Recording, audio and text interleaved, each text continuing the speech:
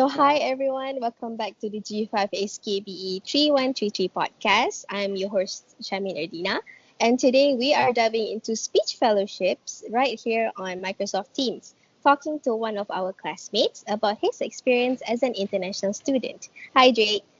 Hi guys, my name is Drake, and as well as my Chinese name Yao Risong, so which you may know. I come from Xi'an, Shanxi province in northeast of west of China. It's a place famous for one of the world's eight wonders, the Terracotta Army. So, Drake, what's one thing you have noticed about the way people communicate or interact here in Malaysia that is very different from back home? One thing I've noticed is that communication in Malaysia sometimes is generally more casual and multilingual. Yeah, so it is very common to hear people switch between like English, Malay, Mandarin, and even sometimes Tamil within only one conversation. Yeah, so to be honest, at first this mixing felt a bit confusing because back in China, the people really shift between languages unless they are specifically practicing English or other language.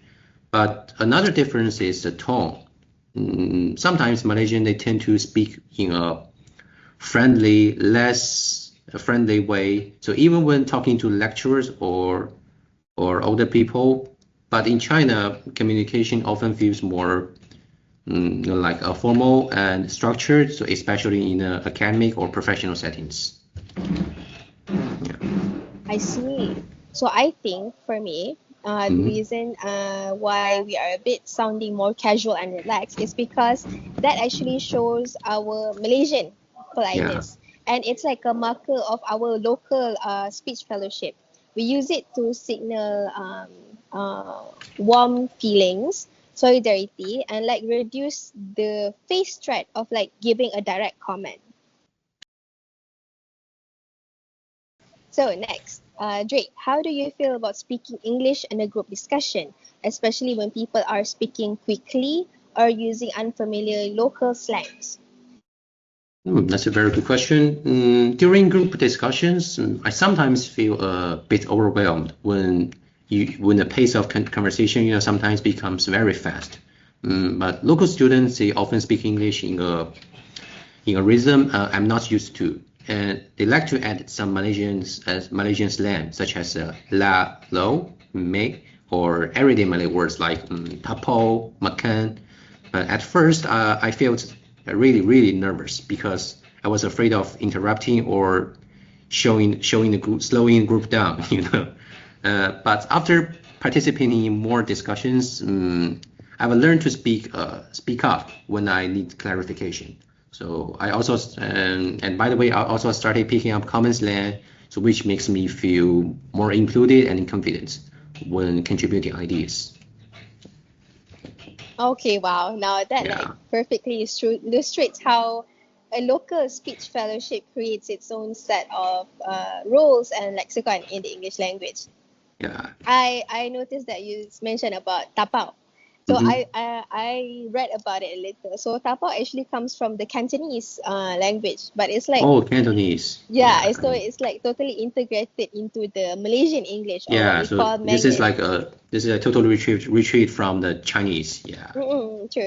So it That's just like interesting. shows how our variety of the language has been shaped by the surrounding and how maybe connections with friends and families like that. Okay, That's so I think we have come to our final interview and question, and that okay. is, Drake, do you have a hard time understanding or explaining something when speaking to a local here in Malaysia? And do you think our Malaysian local accents are hard to understand? Yes, I would say this happens occasionally. Sometimes the locals they speak a strong Malaysian English accent, or sometimes may use cultural references that I'm not totally familiar with. So, for example, when they talk about the local food, festivals, or conference shortcuts, I may not immediately understand what he said. So on the other hand, when I try to explain something that is specific to Chinese culture or education, For example, during my Dr. Zalina's class, they're gonna interview the international students, right? So I need to explain what's the meaning of the 高考. Yeah, 高考. It's like a college entrance examination, but I don't know how to explain it to my local friends. So I just Google it, and I found one interesting point is that it is totally retrieved from Chinese dictionary. Actually, it's called 高考, like the set in USA. Yeah. So I sometimes really struggle to find the right English terms, but now I have noticed that Malaysians are generally patient and willing to repeat, so rephrase, or even they show examples to help you understand, so which totally makes the communication easier. I see. So like that's actually quite interesting because I noticed as well that the accent is definitely a major feature of our indigenized variety of English in Malaysia. And like our local speech fellowship has standardized the pronunciation, especially I think that is why sometimes it's hard for even though we are on the same expanding circle in English, for you to understand better because of the accents and slangs that the Malaysians use. So I think for you, Drake, who learned a different model, it kind of like creates a temporary barrier that you have to slowly adjust to, right? Yeah. I think that's like it's all part of the sociolinguistic reality of global English. Yeah. So That's true. you're not only learning English, you're actually learning Malaysian English. Yeah, that's what am I confusing? So, so to conclude our video today, Drake, could you share us your feelings about your process of adjustment of the English language? Yeah, so I did realize something very important. So Malaysian English is more than just a way of speaking. So it just reflects country's multicultural identity. Yeah, so as you mentioned now, I'm from an expanded circle English environment. So I found this truly interesting.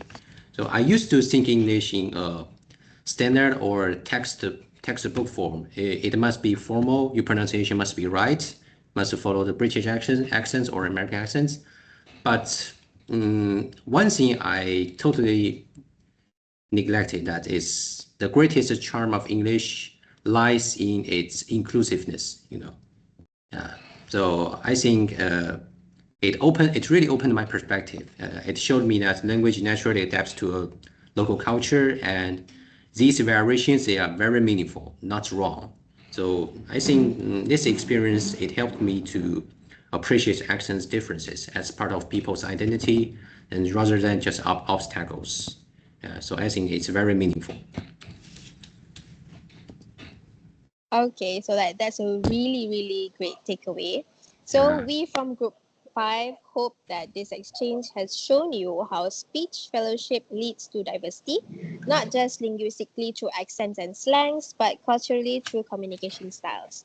So thank you so much, Drake, for sharing your experience. Thank you for interviewing Alia.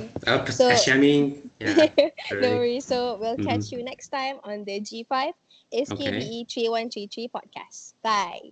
Bye.